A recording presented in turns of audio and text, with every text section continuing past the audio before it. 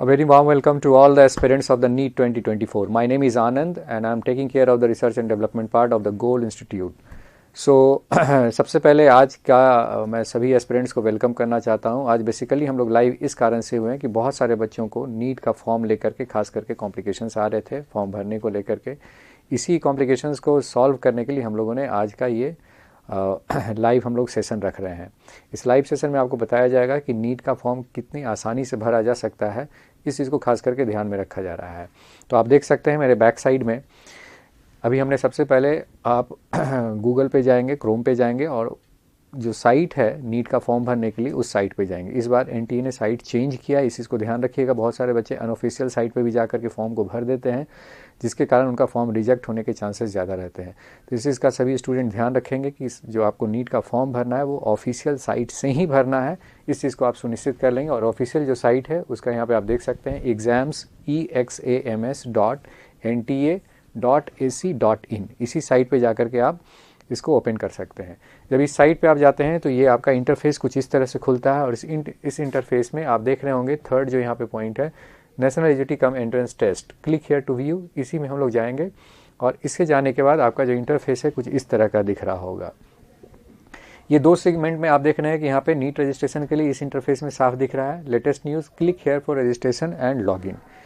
ये यहीं से आपको लॉगिन करना है। ये आपका स्क्रॉल भी यहाँ हो रहा है, registration window is live, option to appear in NEET UG 2024 in cities country, ये सारा डिटेल आपका दिया हुआ है। तो सिंपली हम लोग जाते हैं यहाँ पर click here for registration and login. यहाँ पे जैसे ही आप क्लिक करते हैं आपका इंटरफेस के साथ एक पॉपअप होता है, इसे आप सिंपली क्लोज कर दें। ये इंटरफेस कुछ इस तरह से दिख रहा होगा जिसमें दो पार्ट हैं, एक लेफ्ट हैंड साइड, एक राइट हैंड साइड दिख रहा है। लेफ्ट हैंड साइड होता है वो वैसे स्टूडेंट के लिए जिन्होंने अभी तक रजिस्ट्रेशन का पार्ट नहीं किया है, ये उनके लिए है। और सेकंड जो राइट हैंड साइड में देख रहे हैं ये पार्ट वैसे स्टूडेंट के लिए है जिनका कि रजिस्ट्रेशन कंप्लीट हो चुका है, अब वो रजिस्ट्रेशन कर लिए, अब वो एप्लीकेशन के पार्ट के लिए मूव करना चाहते हैं। तो रजिस्टर्ड कैंडिडेट के लिए ये सेकेंड वाला पार्ट है। तो पूरा का पूरा जो फॉर्म है आपका वो तीन पार्ट में डिवाइडेड है। पहला रजिस्ट्रेशन का पार्ट है, दूसरा एप्लीकेशन फिल का पार्ट है और तीसरा पेमेंट का पार्ट होता है। तो पहले हम लोग न्यू कैंडिडेट रजिस्ट्रेशन यहाँ लेफ्ट हैंड साइड में जाते हैं। जैसे ही इसे आप क्लिक करते हैं आपका जो इंटरफेस है अभी ऐसा आ जाता है। इस इंटरफेस को मैं चाहूँगा कि आप सब लोग एक बार देख लीजिएगा। जो बिल्कुल नए कैंडिडेट हैं जो कि अभी तक नीट का ब्रोशर भी नहीं पढ़े हैं, वो यहाँ से जाकर के इंग्लिश या हिंदी में डाउनलोड भी कर सकते हैं। डाउनलोड करने के बाद ये जो जनरल इन्फॉर्मेशन दिया गया है आपको, इसे आप एक बार ज़रूर देख लीजिएगा, क्योंकि इसमें वो सारे इन्फॉर्मेशन इनपुट्स दिए हुए हैं जो कि आगे आपको फॉर्म भरने के समय ज़रूरी हो जाते हैं, जिसमें पेमेंट से लेकर के आपको पासवर्ड बनाने से लेकर के रजिस्ट्रेशन से लेकर के सारा इन्फॉर्मेशन यहाँ पे दिया हुआ है। हालांकि इस फॉर्म को हम लोग अभी लाइव भरने जा रहे हैं, लेकिन ये जो फॉर्म है लाइव ज़रूर है, लेकिन इसे हम लोग नाम बदल करके भर रहे हैं। एक डमी फॉर्म एक तरह से कहा जाएगा, ये भरा जा रहा है जहाँ पे सारे इन्फॉर्मेशन आपके हिडन रहते हैं, लेकिन सिर्फ आपको बताने के लिए चीज़ें बताई जा रही है। इसका कोई भी किसी पर्सन से डायरेक्टली रिलेशन नहीं है, कोई भी राइट पर्सन का नहीं ये फॉर्म है, एक डमी फॉर्म कहा जा सकता है जिसे कि हम लोग भर रहे हैं। तो इसके तहत फ़ोटो आपका कैसा होना चाहिए, सारी इन्फॉर्मेशन यहाँ दी हुई है, जो कि हम लोग आगे डिस्कस भी करेंगे। जब इस इन्फॉर्मेशन को आप एक बार पढ़ लेते हैं तो सबसे लास्ट में आपको आ जाना है, और सबसे लास्ट में आने के बाद यहाँ पे आप 8 पॉइंट्स के बाद एक यहाँ पे आप बॉक्स देख रहे हैं जिसे आपको सेलेक्ट कर लेना है। इसका मतलब है कि आप ऊपर के सारे इन्फॉर्मेशन पढ़ चुके हैं, आप फॉर्म भरने के कंडीशंस को जान रहे हैं। Then after that you have to go with the click here to proceed. Click here to proceed करने का मतलब है कि आपका रजिस्ट्रेशन प्रोसेस यहाँ से स्टार्ट हो जाता है। रजिस्ट्रेशन प्रोसेस स्टार्ट होने के लिए अब यहाँ पे अलग अलग आपके फ़ोटो आइडेंटिटी प्रूफ, ये पहली बार इस बार नीट ने दिया है कि कोई भी स्टूडेंट जो कि नीट का फॉर्म भर रहे हैं उनके पास एक पर्टिकुलर फ़ोटो आईडी प्रूफ होना चाहिए, और वो जो फ़ोटो आईडी प्रूफ हो वो उनका लिंक हो उनके मोबाइल नंबर से। वो मोबाइल नंबर आपका अपना भी हो सकता है या आपके अपने पेरेंट्स का भी हो सकता है, क्योंकि उस पर आपके OTP जाते हैं। इसमें अलग अलग आधार है, मैं किसी एक को सिलेक्ट कर रहा हूँ, इसके बारे में मैं डिटेल में आपको बता देता हूँ। फ़ोटो आईडी प्रूफ के रूप में आपके पास 4 में से कोई भी एक चीज़ होना चाहिए, जिसमें सबसे पहला है आधार कार्ड। जनरली सारे बच्चों के पास आधार कार्ड होता है। आधार कार्ड किस फ़ोन नंबर से लिंक है ये जानना आपको ज़रूरी है। अगर आपके अपने नंबर से लिंक्ड है तो उस पर आपका एक OTP आएगा और उस OTP को आपको फिर यहाँ पे फिल करना होता है, तब आपका ये प्रोसीड कर जाता है। अगर आपके पास आधार कार्ड नहीं है तो उस केस में आपके पास अगर पैन कार्ड हो तो वो भी वैलिड है। डिजी लॉकर्स में अगर आपका अकाउंट है तो वो भी आपका चल सकता है, या फिर आपका बैंक अकाउंट है वो भी वैलिड है, या पासपोर्ट अगर आपके पास है तो वो भी वैलिड है। 4 में से कोई भी एक होता है तो आपके लिए वैलिड है। आप उसे सेलेक्ट करते हैं। सेलेक्ट करने के बाद आप यहाँ पे आधार नंबर एंटर करते हैं। हमने सपोज किया कि हमने यहाँ पे आधार कार्ड को लिंकअप कर रहे हैं और आधार कार्ड के थ्रू हमने अपना फ़ोटो ID प्रूफ का पहचान दिया है। एक डमी यहाँ पे हम लोग रजिस्ट्रेशन कर रहे हैं। मैं बार बार इसको रिमाइंड कर रहा हूँ। जैसे ही हमने ये दिया यहाँ पे जनरेट OTP का हम लोगों ने कर दिया है। OTP इस नंबर पे लास्ट के 4 डिजिट्स को आपको शो करता है, उस नंबर पे आपका OTP जाता है। जो भी OTP आपके पास जाता है उसको एज इट इज़ आप एंटर OTP में आप यहाँ पे इस बॉक्स में ड्रॉप डाउन कर देते हैं, यहाँ पे आप लिख लेते हैं। जैसे ही आप OTP को यहाँ पे एंटर कीजिएगा, फिर से आपको यहाँ पे एक वैलिडेट OTP का ऑप्शन आता है, यानी कि जो आपने OTP दिया है उसे आप वैलिडेट करना चाहते हैं। यहाँ पे OTP इस नंबर पे आ जाता है आपके, थोड़ा सा वक्त लगता है लेकिन आ जाता है, तो आप फिर वैलिडेट OTP इसको कर देंगे। ये प्रोसेस आपका यहाँ से कंप्लीट हो जाता है। इसका मतलब है कि आपके जो डिटेल दिए वहाँ पे यहाँ पे दिख रहा होता है, जिसमें कि यहाँ पे हिडन कर दिया जाता है आपके आधार नंबर के नंबर्स को। सिक्योरिटी पॉइंट ऑफ व्यू से नाम, डेट ऑफ बर्थ और जेंडर आपका आ जाता है। क्योंकि ये ऑलरेडी आपके फ़ोटो ID प्रूफ में रजिस्टर्ड था, इसलिए यहाँ पे आपको फिल नहीं करना पड़ा, ये बाय डिफ़ॉल्ट आ गया। अब यहाँ पे सबसे पहला पार्ट है पर्सनल डिटेल फिलअप करने का। रजिस्ट्रेशन का पार्ट सबसे पहले आप कर रहे हैं, देन आप एप्लीकेशन का पार्ट करेंगे और देन आप पेमेंट का पार्ट करेंगे। तो अभी हम लोग रजिस्ट्रेशन पार्ट में मूव कर रहे हैं और बेसिक इन्फॉर्मेशन है जो यहाँ पे मांगा जा रहा है आपसे। तो सबसे पहले यहाँ पे कैंडिडेट नेम जो ऑलरेडी आपका फ़ोटो ID प्रूफ से ले लिया गया है। अगला है आपका फादर्स नेम, यहाँ पे आपको देना है, चूँकि आपका नाम हो चुका है, फादर नेम यहाँ पे दे रहे हैं। देन आपका मदर नेम है, डेट ऑफ बर्थ है, जेंडर है, नेशनैलिटी है और पहचान के टाइप यानी आइडेंटिटी टाइप। यहाँ पे भी कंफ्यूज नहीं होना है। आइडेंटिटी टाइप में आप जैसे जो अभी आप फ़ोटो ID प्रूफ दिए थे उसी चीज़ को आप फिर से यहाँ पर एक बार कर सकते हैं। ध्यान ये रखना है कि पर्सनल डिटेल का जो आप ये इन्फॉर्मेशन जो फिलअप कर रहे हैं वो आपका 10th के मार्कशीट के आधार पे इन्फॉर्मेशन फिल करना है। इस चीज़ को आप बहुत अच्छे से समझ लीजिएगा। कोई और फ़ोटो ID प्रूफ या कोई और डॉक्यूमेंटेशन के आधार पे ना करें, 10th के आधार पे करना आपका सबसे ज़्यादा वैलिड रहता है। नेशनलिटी आपका जो भी है, इंडियन है तो इंडियन आप फिलअप करेंगे। आइडेंटिटी टाइप जैसे कि मैंने अभी कहा था कि कोई भी आप ले रहे हैं, जैसे आपने आधार कार्ड ही लिया है तो अगर वो गवर्नमेंट आइडेंटिटी प्रूफ है तो सीधा आप उसको सेलेक्ट करेंगे, और अगर आधार कार्ड था तो मैंने आधार कार्ड को ही लिया था तो फिर से मैंने आधार कार्ड का ही नंबर यहाँ पे ड्रॉप डाउन कर दिया है। ये आपका पार्ट लगभग फर्स्ट पार्ट आपका कंप्लीट हो गया है। देन एड्रेस के पार्ट में आते हैं। एक डमी एड्रेस हम लोग यहाँ पे जनरेट कर रहे हैं सिर्फ आपको बताने के लिए। आपका जो कंप्लीट एड्रेस रहेगा उसे आप यहाँ पे फिलअप करेंगे, जिसमें प्रीमाइसिस नंबर या नेम अगर है तो आप उसे डाल सकते हैं। लोकेलिटी कौन सा है इसमें सब लोकेलिटी और लोकेलिटी अगर आपका दोनों ही कॉमन हो तो आप कॉमन ही दोनों जगह आप रख सकते हैं, ज़रूरी नहीं है कि सबके सब लोकेलिटी और लोकेलिटी हो। देन फिर कंट्री आपके पास है, कंट्री को आप यहाँ पे सेलेक्ट करते हैं, इंडिया है तो आप इंडिया यहाँ पे डालेंगे। एक डमी हमने यहाँ पे जनरेट कर लिया। कंट्री आपने यहाँ पे इंडिया है तो आप यहाँ पे इंडिया फिलअप कर रहे हैं। यस, इंडिया हो गया आपका। स्टेट, जिस स्टेट से आप बिलोंग करते हैं यहाँ पे ड्रॉप बॉक्स में जाइए। जैसे सपोज दैट हम बिहार से बिलोंग करते हैं तो हमने बिहार डाल लिया, कोई यूपी से हैं, बंगाल से हैं, उसी हिसाब से आपको स्टेट सेलेक्ट करना है। स्टेट में भी किस डिस्ट्रिक्ट से आप बिलोंग करते हैं उस डिस्ट्रिक्ट को आपको डाल देना है। सपोज दैट हमने एक डिस्ट्रिक्ट ले लिया यहाँ पे, देन एक पिन कोड आपको यहाँ पे डालना है। जो भी आपका डिस्ट्रिक्ट है और जहाँ से आप बिलोंग करते हैं उसका पिन कोड यहाँ पे आपको ड्रॉप डाउन कर दिया जाता है।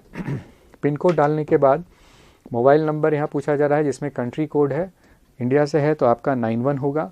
एंड देन आफ्टर दैट आप यहाँ पे नंबर इंसर्ट कर देते हैं। नंबर आप ध्यान रखिएगा, फ़ोन नंबर आप वही डालेंगे जो कि आपके पास अभी फ़िलहाल हो, चूँकि वहाँ से आपका कनेक्टिविटी रहता है। मोबाइल नंबर को फिर से यहाँ कनेक्ट करने के लिए बोला जा रहा है। फिर से आप एक बार मोबाइल नंबर को यहाँ कनेक्ट करते हैं। सिमिलरली ईमेल एड्रेस, ध्यान ये रखना है कि फ़ोन नंबर और ईमेल एड्रेस आपका वही होना चाहिए जो कि आपका वर्किंग हो, जो कि आपका फंक्शनल हो।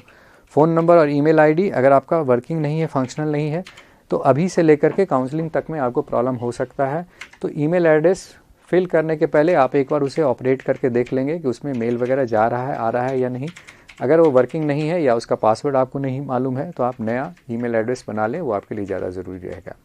ईमेल एड्रेस में भी कुछ बच्चों का सवाल आता है कि सर कैप्स में लिख दिए, स्मॉल में लिख दिए।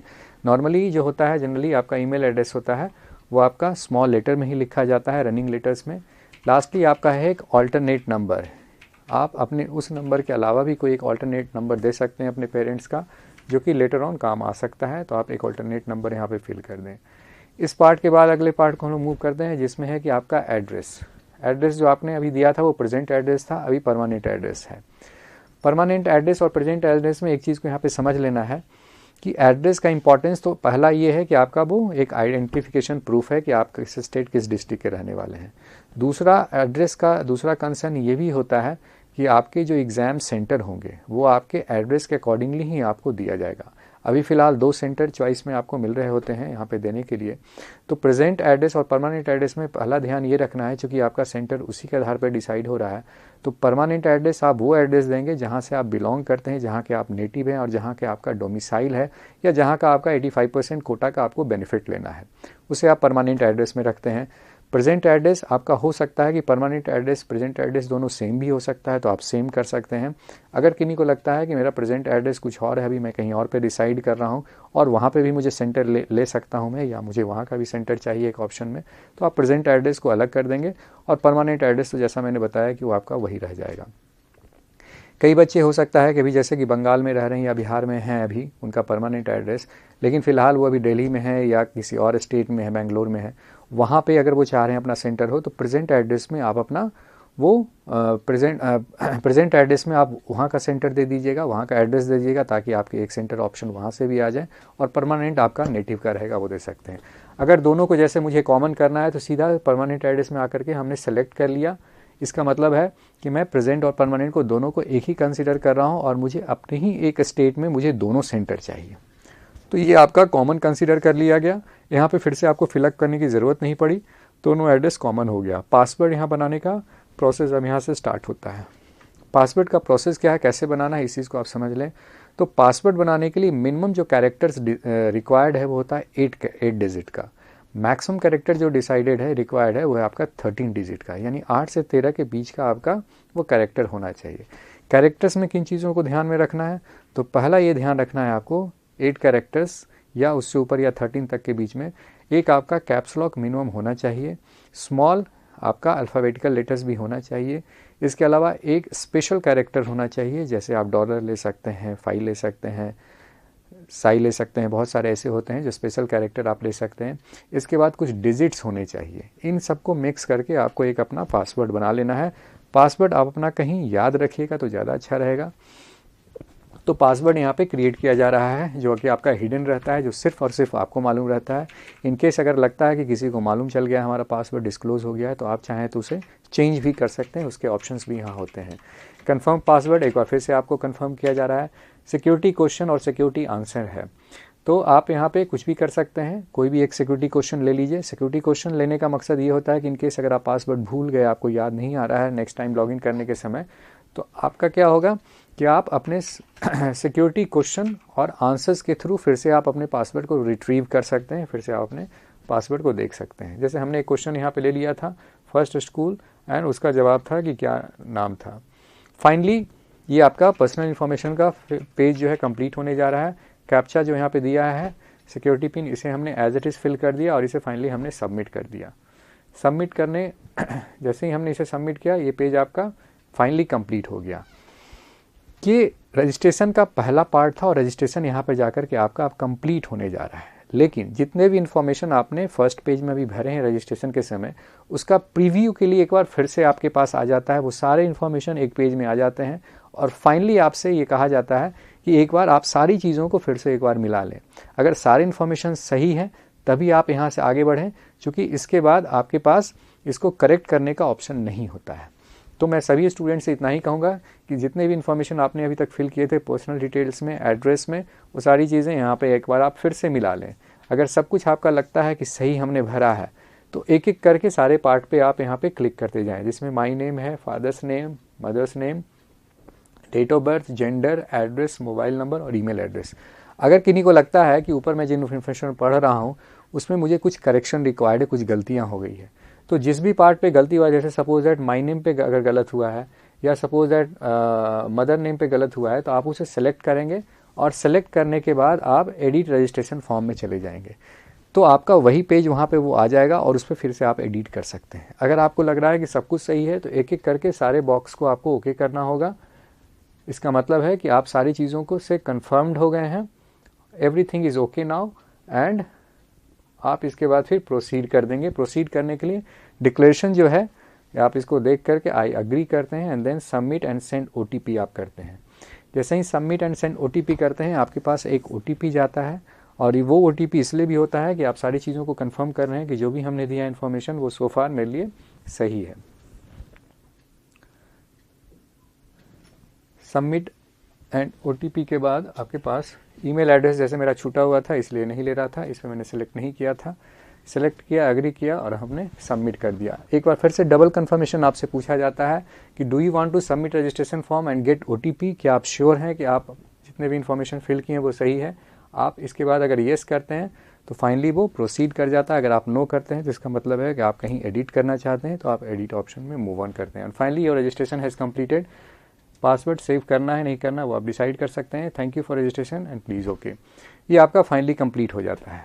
OTP का जो आपका पार्ट आता है वो आपके ईमेल एड्रेस पे जाएगा, ना कि फ़ोन नंबर पे जाएगा। जैसे कि आधार कार्ड के केस में आपके मोबाइल नंबर पे गया था, यहाँ आपके ईमेल पे जाता है। वही ईमेल एड्रेस जो आपने फीड किया था उसी मेल आईडी पे जाना है आपको, और मेल आईडी पे जाकर के जो आपका OTP आया है उसे फाइनली आप यहाँ पे फिल करेंगे और उसे फिर वैलिडेट करेंगे।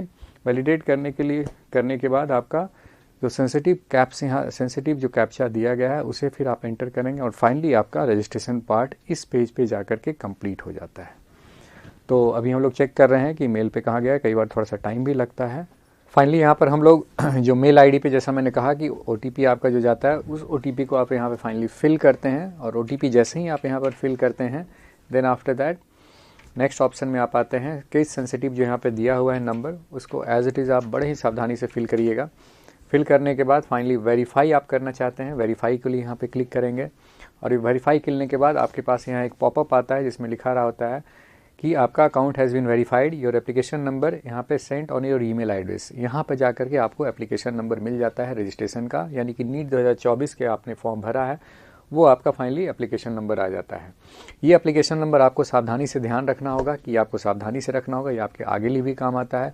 और साथ ही साथ जो मेल आईडी पे आपका एप्लीकेशन नंबर दिया गया है उसी एप्लीकेशन नंबर और पासवर्ड के साथ अब आपको री-लॉगिन करना पड़ेगा एप्लीकेशन फॉर्म, यानी कि उसके सेकेंड पार्ट को फिल करने के लिए नीट के फॉर्म के लिए। तो जैसा कि मैंने कहा था कि फर्स्ट इंटरफेस जो था आपका लेफ्ट हैंड साइड का न्यू कैंडिडेट रजिस्ट्रेशन का था।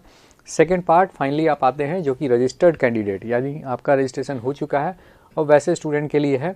तो एप्लीकेशन नंबर आपका, एप्लीकेशन फॉर, ये चीज़ें ऑलरेडी फिल्ड आपका है NEET 2024। Application number, login by, ये आप यहाँ पे डाल रहे हैं एप्लीकेशन नंबर जो कि आपके मेल आईडी पे गया हुआ है।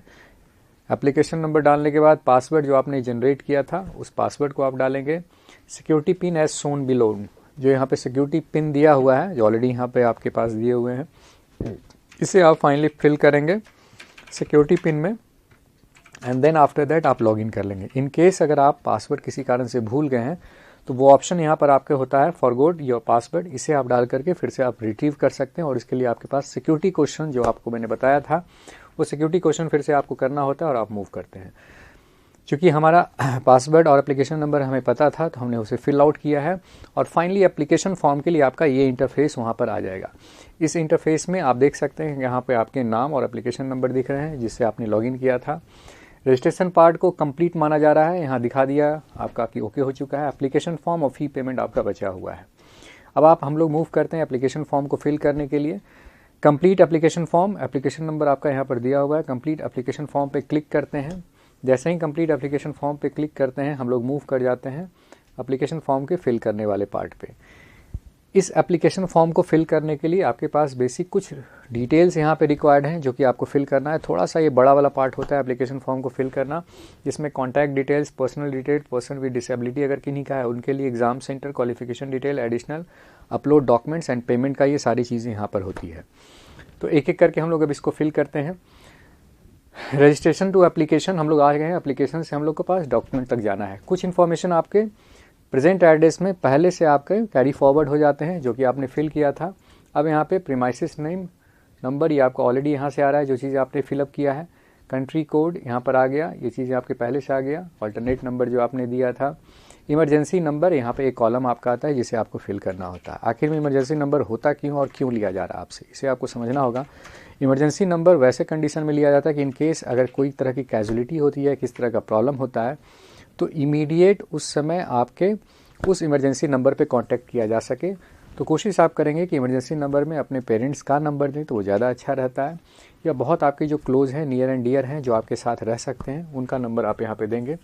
ईमेल आईडी भी आपको एक इमरजेंसी केस में देना होता है, और जिनका आप मोबाइल नंबर ले रहे हैं उनका ही ईमेल आईडी आप यहाँ पे दे देंगे। ध्यान ये रखेंगे कि ये भी आपका फंक्शनल हो, वर्किंग कंडीशन में हो। परमानेंट एड्रेस जो आपने दिया था वो एज इट इज़ यहाँ पर आपका आ गया है, जितने इन्फॉर्मेशन दिए थे। चूँकि परमानेंट और प्रेजेंट एड्रेस दोनों को हमने सेम किया था, इसलिए सेम एज परमानेंट एड्रेस करके हमारे पास आ गया। जिनका अलग होगा तो दो अलग जगह जाएगा वहाँ पर। फाइनली यहाँ पे कैप्चा को एंटर करते हैं जो यहाँ पे दिया हुआ है, और इस कैप्चा के एंटर करने के साथ ही साथ हम लोग इस डिक्लेरेशन को भी अग्री करते हैं कि जो अबव इन्फॉर्मेशन हमने दिया है वो सही है हमारी जानकारी से। राइट हैंड साइड में सेव एंड नेक्स्ट का ऑप्शन आता है, आप सेव एंड नेक्स्ट कर देते हैं। फाइनली एक पॉपअप आता है जिसमें लिखा होता है कि कॉन्टैक्ट डिटेल जो आपने फिल किया वो आपका सेव हो गया है। ये आपका पार्ट यहाँ से कंप्लीट हो गया। अब आपके पास अगला जो पेज है उसमें आपके पास आता है आइडेंटिफिकेशन टाइप, जिसमें कि आप कुछ इन्फॉर्मेशन आपसे आप फिर मांगे जा रहे हैं कि जहाँ से आपने 12 किया है, किसी ने जिस स्टेट से किया है उस स्टेट का आप दे देंगे यहाँ पर। देन कैटेगरी आपका क्या है, जो भी कैटेगरी है उसके अकॉर्डिंगली आप डालेंगे। किन्हीं का जनरल है, जनरल EWS है, OBC NCL SC और ST है, उसके हिसाब से डालेंगे। यहाँ पे कैटेगरी में मैं एक चीज़ और बता देता हूँ जहाँ पे खास करके कन्फ्यूज़न होता है बच्चों को, वो होता है OBC NCL को लेकर के। कई स्टेट में OBC का जो होता है वो अलग कैटेगरी OBC को ट्रीट किया जाता है, लेकिन ऑल इंडिया में OBC को एक अलग तरीके से ट्रीट किया जाता है। कंडीशन क्या होता है इसे आपको बहुत अच्छे से समझ लेना है। जनरली OBC जो होता है आपके कास्ट के आधार पे आपके स्टेट में डिसाइडेड होता है, लेकिन ऑल इंडिया में जो होता है अगर आप अपने स्टेट में OBC से बिलोंग करते हैं तो आपको ये देखना पड़ेगा कि आपकी फैमिली की जो ग्रॉस एनुअल इनकम है वो अगर 8 लाख या उससे कम है तो आप OBC NCL में आते हैं। NCL का मतलब होता है नॉन क्रीमी लेयर, और CL हो गया क्रीमी लेयर, यानी कि जिनका जो OBC से बिलोंग करते हैं और जिनका एनुअल इनकम अगर 8 लाख से ऊपर का है पेरेंट्स का, तो इसका मतलब है कि आप ऑल इंडिया के लिए NCL में नहीं आ जाएंगे, आप CL में आ जाएंगे, और उस कंडीशन में आप OBC नहीं होते हैं, और उस कंडीशन में आपको जनरल ही सेलेक्ट करना पड़ेगा। EWS का कंडीशन भी सिमिलर होता है कि जो बच्चे जो जनरल कैटेगरी से हैं लेकिन उनके फैमिली की ग्रॉस इनकम जो है वो 8 लाख या उससे कम का है, और प्लस कुछ और क्राइटेरिया है, 4 से 5 क्राइटेरिया जो स्टेट वाइज वेरी करता है, उसको अगर फिलफिल करते हैं तब आप जनरल EWS में जाते हैं। SC और ST तो सब लोगों को मालूम है उसके अकॉर्डिंग। सपोज दैट हमने जनरल का सेलेक्ट किया है यहाँ पर, डायबिटी के केस में अगर हैं येस या नो आप कर सकते हैं, हमने नो सेलेक्ट किया है। एनुअल फैमिली इनकम जो है आप अपने पेरेंट्स से पूछ करके कर सकते हैं, 8 लाख एंड अबव का है या उससे कम का है, जो भी आपका है मैंने एक सेलेक्ट कर लिया है। माइनॉरिटी से बिलोंग करते हैं तो आप दे सकते हैं। प्रिपरेशन और मोड, ये एक सर्वे का क्वेश्चन इस बार दिया गया, पहले भी दिया जा रहा है 2-3 साल से। जिस मोड में आपने प्रिपरेशन किया है उसे आप यहाँ पे डाल सकते हैं। सपोज सेल्फ स्टडी किसी ने किया है तो सेल्फ स्टडी डाल सकते हैं। प्लेस ऑफ रेसिडेंस आपका क्या है, रूरल या अर्बन है, ये भी एक सर्वे का क्वेश्चन है, आप उसके हिसाब से डाल सकते हैं। कंट्री ऑफ रेसिडेंस कॉमन होगा, अगर आप इंडिया से बिलोंग करते हैं इंडिया का आप यहाँ पे फिलअप करेंगे। फाइनली हम लोग मूव करते हैं ड्रेस कोड के विपरीत, यानी कि रिलीजियस ड्रेस अगर आपका रिक्वायरमेंट है। कई बच्चे ऐसे हो सकते हैं जो सिख या फिर मुस्लिम या फिर दूसरे रिलीजन से बिलोंग करते हैं और अपने उस पारंपरिक ड्रेस को ही पहन करके जाना चाहते हैं, तो आपको यहाँ पे सेलेक्ट करना होगा, उसके हिसाब से येस करना होगा। हाँ, ये ध्यान रखना होगा कि जो आपका रिपोर्टिंग टाइम है उससे आपको आधे घंटे 1 घंटे पहले वहाँ पे रिपोर्ट करना होगा, ताकि आपके उस पर्टिकुलर रिलीजियस ड्रेस के हिसाब से आपका पहले वो जितने भी फॉर्मेलिटीज़ हैं उसको पूरा कर लिया जाए। देन फाइनली कैप्चा को आप एंटर करते हैं, और कैप्चा का एंटर करने के साथ ही साथ आप डिक्लेरेशन को अग्री करते हैं कि जितने भी इन्फॉर्मेशन मैंने अबव में दिया है वो सब मेरे एज़ पर माई नॉलेज वो सही है। सब कुछ आपको सही रहता है तो आप सेव एंड नेक्स्ट करेंगे। अगर कुछ चेंजिंग करना है तो आप बैक जा करके फिर चेंज भी कर सकते हैं। पर्सनल डिटेल यहाँ पे हमारा सेव हो जाता है सक्सेसफुली। अगला जो पेज आता है एप्लीकेशन फॉर्म में वो होता है सिर्फ और सिर्फ ये उस स्टूडेंट्स के लिए होता है जो फिजिकली चैलेंज हैं, PWD कैटेगरी से बिलोंग करते हैं। अगर आप बिलोंग करते हैं तो आप इसमें येस करेंगे। अगर आप बिलोंग करते हैं, आपने येस किया है, तो यहाँ पे आपका डॉक्यूमेंट भी रिक्वायर्ड होगा जिसे आपको अपलोड करना होगा। अदरवाइज नहीं बिलोंग करते हैं तो सीधा आप नो यहाँ पे क्लिक करें। फाइनली कैप्चा को आप एंटर करें, एग्री करें और मूव कर जाएं आप अगले पेज के लिए। तो ये पेज सिर्फ और सिर्फ पीएच के लिए था। जैसे नहीं बिलोंग करते हैं तो हमने सीधा नो कर दिया, एग्री किया और सेव एंड नेक्स्ट करके हम लोग अगले पेज की ओर मूव कर जाते हैं। बहुत ही सिंपल प्रोसेस इस बार रखा गया है। अगले पेज पे अगर हम लोग आते हैं तो उसमें एग्ज़ाम डिटेल्स की जानकारी आपसे पूछी जा रही है। एग्ज़ाम डिटेल्स से कुछ इन्फॉर्मेशन प्री यहाँ पे फिल्ड होते हैं। स्टेट चॉइस जो आपको लेना उसके हिसाब से, चूँकि मैंने कहा था कि जो आप एड्रेस में दिए हैं उसी के हिसाब से यहाँ पे आपको स्टेट ऑप्शंस भी आ जाते हैं। तो एग्ज़ाम का फर्स्ट चॉइस आप कौन सा लेना चाहते हैं वो ऑप्शन यहाँ पे आपको क्लियर बताना होगा। Select state, exam state first choice. Question paper भी तब तक हम लोग देख लेते हैं, इस पेज को अभी लोड हो रहा है। हिंदी, इंग्लिश या उर्दू कौन सा आप लेना चाहते हैं या फिर कोई और माध्यम से आप लेना चाहते हैं। अगर सपोज दैट हमें इंग्लिश लेना है तो हमने इंग्लिश कर लिया। यहाँ पे ध्यान रखना है कि अगर किसी बच्चे ने कोई भी रीजनल लैंग्वेज में पेपर अगर सेलेक्ट किया हो, चाहे वो उर्दू हो, कन्नड़ हो, तमिल हो, बंगाली हो, तो आप ये मान के चलें कि आपके साथ उस रीजनल लैंग्वेज के साथ ही साथ एक इंग्लिश में भी उसके साथ आपके पेपर वो रहेंगे, यानी बाईलिंगुअल आपके साथ होता है जिसमें इंग्लिश कॉमन होता है। अगर सिर्फ आपने इंग्लिश सेलेक्ट किया तो कम्प्लीटली इंग्लिश मोड में ही क्वेश्चन रहेंगे। कोई भी रीजनल लैंग्वेज सेलेक्ट किया तो उसके साथ साथ इंग्लिश में भी वो पेपर रहेगा। और फाइनली जो आपका इंग्लिश का ही कंफर्म माना जाता है अगर किसी केस में किसी क्वेश्चंस को लेकर के अगर कन्फ्यूज़न होता है तो। एग्ज़ाम सिटी आपके स्टेट सेलेक्ट करने के बाद ही आ जाता है। जैसे हमने एड्रेस में बिहार लिया था तो बिहार ही यहाँ पे ऑप्शन मुझे दिखा। अगर आप दोनों एड्रेस में अलग अलग स्टेट लेते तो उसके हिसाब से आपके पास दोनों स्टेट का ऑप्शन दिख रहा होता है। पहले ऑप्शन में आप ये ध्यान रखेंगे कि उसी स्टेट के उसी सिटी को आप लें जहाँ पे आपको लग रहा है कि मुझे इस सिटी में ही सेंटर चाहिए। तो प्रायोरिटी जो आपकी जो है सबसे पहले उसी का लें। मैंने एक यहाँ पे सेलेक्ट कर लिया स्टेट के साथ साथ एक सिटी को जहाँ मुझे यहीं पे सेंटर लेने की मेरे ज़्यादा चांसेस है या यहीं मैं लेना चाहता हूँ। सेकंड एक ऑप्शन आपको और भी लेना पड़ेगा यहाँ पे कि किस सिटी में आप चाह रहे हैं। तो पहला जो आपने सेलेक्ट किया उसके अलावा किसी और सिटी को आप सेलेक्ट कर लें। ये आपका 2 सिटी चॉइस यहाँ पर आ गया है जिसके आधार पर आपको मिल सकता है। फादर गार्जियन का ऑक्यूपेशन पूछा जा रहा है। जिस भी ऑक्यूपेशन से बिलोंग करते हैं, जो भी करते हैं, जैसे लॉ प्रैक्टिस हैं, एग्रीकल्चर हैं, मेडिकल हैं, उसके हिसाब से आप सेलेक्ट कर लें। फादर या गार्जियन का आपका क्वालिफ़िकेशन पूछा जा रहा है, जो भी है आप उस हिसाब से डाल सकते हैं। ग्रेजुएट जैसे मैंने डाला है। मदर आपकी क्या करती हैं, अगर वर्किंग है तो उस हिसाब से डालेंगे, अगर किसी ऑक्यूपेशन में अगर वो हैं तो उसके हिसाब से कर लिया। जैसे मैंने पब्लिक सेक्टर सर्विस डाल दिया है। उनका क्वालिफ़िकेशन क्या है, ग्रेजुएट है, पोस्ट ग्रेजुएट है, उसके हिसाब से डाल देते हैं। और फाइनली एक बार कैप्चा आप फिर से एंटर करते हैं और एंटर करने के साथ ही साथ अग्री करते हैं कि जितने भी इन्फॉर्मेशन मैंने अबव दिए हैं एज़ पर माई नॉलेज सही है। अगर कुछ चेंज करना है तो बैक पेज में जाके कर सकते हैं। अगर सब कुछ सही है तो सेव एंड नेक्स्ट करके हम लोग अगले पेज में मूव कर जाते हैं। एक बार फिर से आपके पास पॉपअप आता है और बताता है कि आपके इन्फॉर्मेशन यहाँ पे सेव हो चुके हैं। अगला जो पेज है एप्लीकेशन फॉर्म फिल करने का वो होता है आपका एजुकेशनल डिटेल का आता है। एजुकेशन डिटेल में 10th, 11 एंड 12 ये तीनों को आपको फिलअप करना होता है। कुछ इन्फॉर्मेशन प्री आपके इन्फॉर्म्ड रहते हैं यहाँ पे। किस साल आप 10th पास किए हैं उस चीज़ को आप यहाँ पे फिलअप कर लें।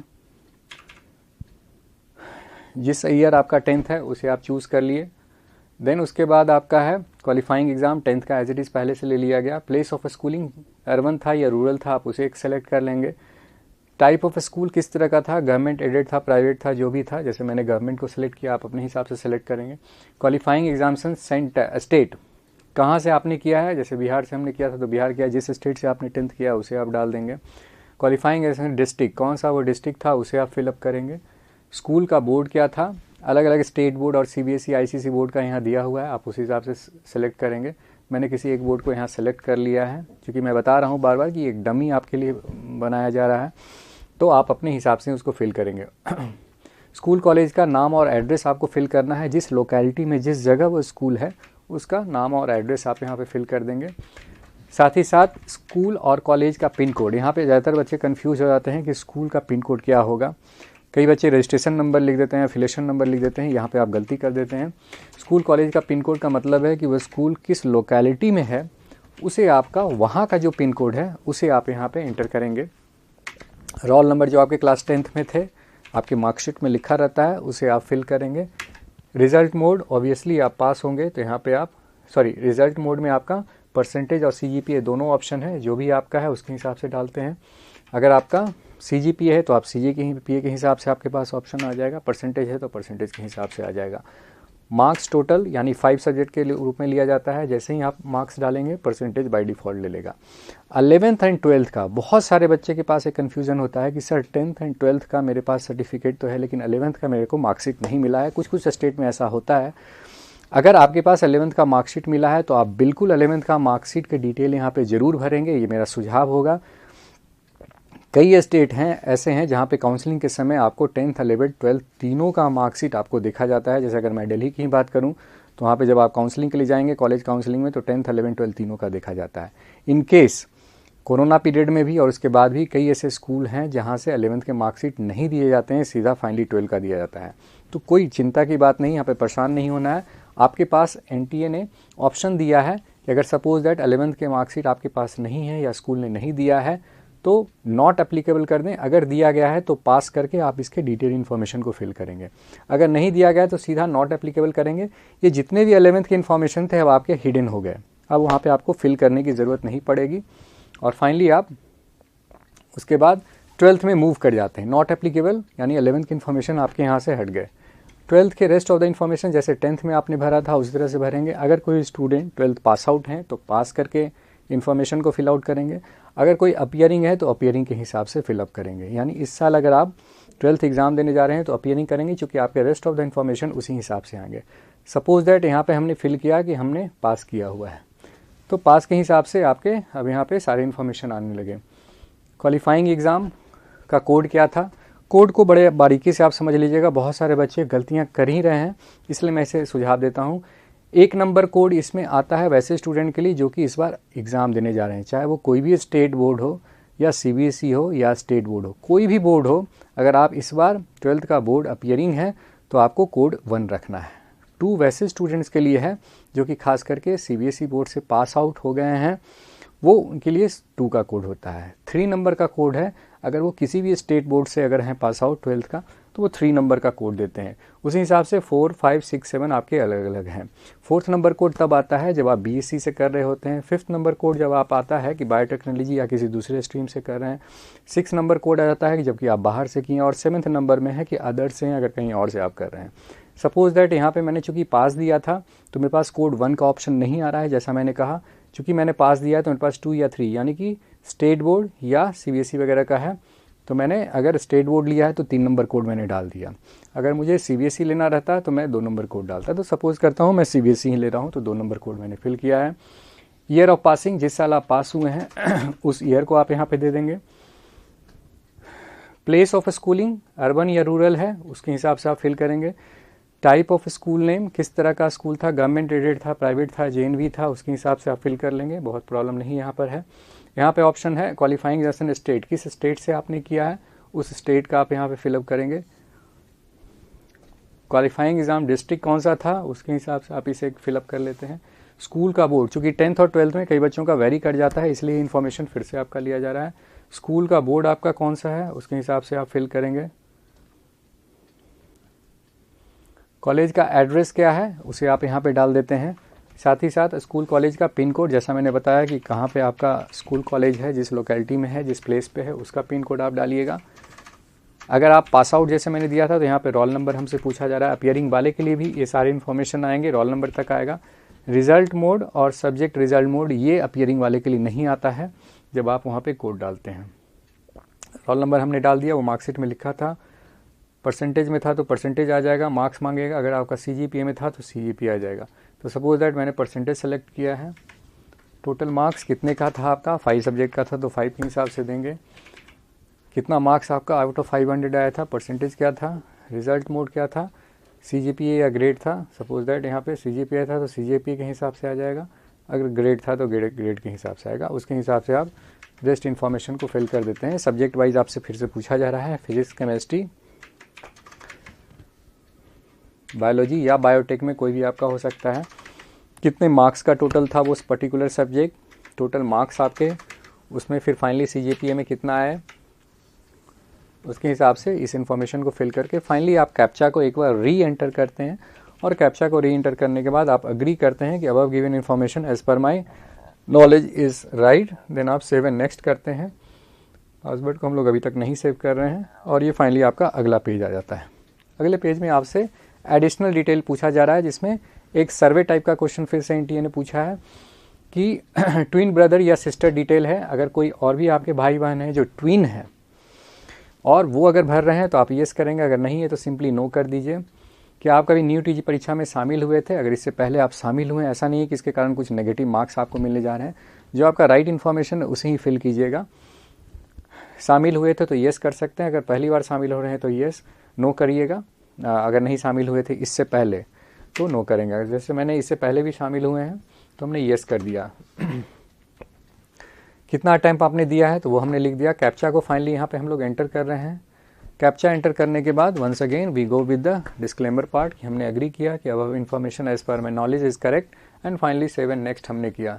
सेव एंड नेक्स्ट करने के बाद सेव्ड हो गया इन्फॉर्मेशन, और हम लोग फाइनली डॉक्यूमेंट्स अपलोड के पार्ट पे आ गए। यानी कि ऑलमोस्ट हमारा रजिस्ट्रेशन और एप्लीकेशन पार्ट एंडिंग की ओर आ रहा है, और एप्लीकेशन फॉर्म का ये लास्ट पार्ट होता है डॉक्यूमेंट्स अपलोड करने का। तो डॉक्यूमेंट्स में क्या क्या रिक्वायर्ड है, इस बार एनटीए ने बहुत ही आसान बना दिया है नीट का रजिस्ट्रेशन फॉर्म फिल करने के लिए। 2024 से पहले यानी 2023 तक था कि बहुत जो जिस कैटेगरी से बिलोंग करते हैं उनके भी डॉक्यूमेंट्स उनको अपडेट करने पड़ते थे, जो कि थोड़ा सा कॉम्प्लिकेशन का पार्ट होता था। तो इस बार एनटीए को हमें धन्यवाद देना चाहिए कि इस चीज़ों को, स्टूडेंट के प्रॉब्लम को उन्होंने समझा, और फाइनली डॉक्यूमेंट अपलोड में सिर्फ 4 चीज़ आपको अपलोड करना होता है, जिसमें सबसे पहला है आपका पासपोर्ट साइज़ फ़ोटोग्राफ्स, दूसरा पोस्ट कार्ड साइज़ फ़ोटोग्राफ, तीसरा आपका सिग्नेचर हो गया जो कि रनिंग राइटिंग में होना चाहिए, और चौथा आपका हो गया थंब विथ फिंगरप्रिंट्स का इंप्रेशन देना होता है। यही 4 चीज़ सिर्फ आपको अपलोड करना है। अगर कोई पीएच से पीडब्ल्यूडी से कैंडिडेट से बिलोंग करते हैं तो उनको एक पीडब्ल्यूडी का सर्टिफिकेट अपलोड करना है। अदरवाइज़ कोई भी मार्कशीट या फिर कोई भी कैटेगरी सर्टिफिकेट इस बार अपलोड करने के लिए नहीं दिया गया है, जो कि बहुत अच्छी बात है। तो डॉक्यूमेंट्स अपलोड में एक पर्टिकुलर साइज सिस्टम दिया गया है। फोटोग्राफ्स का जैसा पहले भी हम शायद बताए होंगे कि फोटोग्राफ्स आपके जो होने चाहिए वाइट बैकग्राउंड होना बहुत ही ज़रूरी है। कलर फोटोग्राफ हो सकता है, ब्लैक एंड वाइट भी हो सकता है, कोशिश कीजिए कि कलर फोटोग्राफ रहे विद वाइट बैकग्राउंड रहे। दोनों ईयर आपका उस फोटोग्राफ में एटलीस्ट विजुलाइज हो रहा होगा। साथ ही साथ अगर आप लेंस ग्लास पहनते हैं, चश्मा लगाते हैं आप, और चश्मा लगा कर कहीं एग्ज़ाम देने वाले हैं आप, तो चश्मा लगा कर कहीं फ़ोटो खिंचाइएगा। अदरवाइज चश्मा को आप नहीं यूज़ कीजिएगा, स्पेक को आप हटा सकते हैं। ये कुछ कंडीशंस थे। फ़ोटो जो पासपोर्ट साइज़ का होगा वो 10 से लेकर के 200 केबी के बीच का होना चाहिए। सिग्नेचर जो आपका होना चाहिए 4 से 30 केबी के बीच का। फोटोग्राफ पोस्ट कार्ड का जो है 10 से 200 केबी का, और लेफ्ट हैंड थंब का राइट हैंड इंप्रेशन जो होगा वो इसको अपलोड करेंगे। कई बार बच्चे लेफ्ट हैंड थंब राइट का थंब इंप्रेशन डालने में गलती कर देते हैं। ध्यान ये रखिएगा कि आपके जो फिंगर का जो अपर पार्ट है ये सिर्फ इसका ही आपका इंप्रेशन आना चाहिए, नीचे वाला पार्ट का नहीं आए। इस चीज़ को सावधानी से रखना है। और एक ही पेज पर कई बच्चे एक एक उंगली के साथ करते हैं, कुछ गलतियां करते हैं, तो ध्यान रखना है कि 5 उंगली का और प्लस राइट और लेफ्ट हैंड का, ये 5 उंगली का एक साथ एक ही पेपर पे, एक कॉमन पेपर पे हम लोग इसका इंप्रेशन देंगे, और वही आपका फाइनली हो जाता है और इसे आप अपलोड कर देते हैं। ये अपलोड वाला पार्ट मैं यहाँ पे अभी नहीं कर रहा हूँ, सिर्फ आपको बताने के लिए मैंने बता दिया कि सिंपल सा है, यहाँ पे आप अपलोड कर दीजिएगा। जैसे ही आपका ये डॉक्यूमेंट्स यहाँ पर अपलोड हो जाता है, आपका एप्लीकेशन पार्ट कंप्लीट हो जाएगा। देन फाइनली आप मूव कर जाएंगे पेमेंट ऑप्शन के लिए, क्योंकि पेमेंट का ऑप्शन आपके जस्ट इसके बाद ही आएगा। जब तक आप अपलोड नहीं करेंगे पेमेंट वाले, आप थर्ड पार्ट में इस फॉर्म का नहीं जाते हैं। ये पार्ट कंप्लीट होने के साथ पेमेंट का ऑप्शन आएगा। पेमेंट ऑप्शन में आपके पास अलग अलग गेटवे है जहाँ से आप पेमेंट कर सकते हैं। मोड भी अलग अलग है, आप यूपीआई से पेमेंट कर सकते हैं, क्रेडिट कार्ड, डेबिट कार्ड जो भी है आप उसके थ्रू भी पेमेंट कर सकते हैं एज़ पर योर कन्वीनियंस, सुविधा के हिसाब से। जो चार्जेस हैं वो पहले भी बताया गया है, 1700 भी है, 1600 है। जनरल ईडब्ल्यूएस से अगर बिलोंग करते हैं ओबीसी से, एससी एसटी के लिए अलग चार्जेस हैं। तो आप अपने कैटेगरी के हिसाब से उस चार्ज का पेमेंट करते हैं और फाइनली आपका यहाँ पे कंप्लीट हो जाता है। जब आपका पेमेंट पार्ट कंप्लीट हो जाएगा तो फाइनली आपके पास एप्लीकेशन नंबर रजिस्ट्रेशन के समय ही मिल गया था आपको, पासवर्ड आपको मालूम है, उसका एक कॉपी जो कि कन्फर्मेशन पेज कहलाता है, ये आपको अभी से लेकर के काउंसलिंग तक में ज़रूरत पड़ेगी। इस कन्फर्मेशन पेज को आप 2 से 3 कॉपी आप रख लीजिएगा अपने पास, कुछ सॉफ्ट कॉपी भी रख लीजिएगा कि लेटर ऑन आप उसे प्रिंट करा सकते हैं, और वो कन्फर्मेशन पेज आप रखे रहेंगे। बाद में आपका जब फॉर्म फिलअप हो जाता है, डेट क्लोज हो जाता है, और जब एग्ज़ाम की बारी आती है तो उससे पहले आपका एडमिट कार्ड आएगा, और वो आपके उसी एप्लीकेशन नंबर के साथ आपका निकल सकता है। तो मुझे लगता है कि नीट फॉर्म से रिलेटेड भरने की तमाम जानकारी आप तक मैं पहुंचा दिया हूं। अगर किन्हीं को किसी तरह का अगर कोई सवाल हो तो गोल इंस्टीट्यूट के जो हमारे यूट्यूब पेज हैं या उस पर जाकर के आप लॉगिन करके अपने सवाल को पूछ सकते हैं। हमारी कोशिश होगी कि आपके मैक्सिमम सवाल का क्वेश्चंस का आंसर हम लोग दें और सही जानकारी दें, इसके लिए हम लोग कर सकते हैं। So thank you so much once again for everyone for watching this NEET 2024 form filling part. Thank you.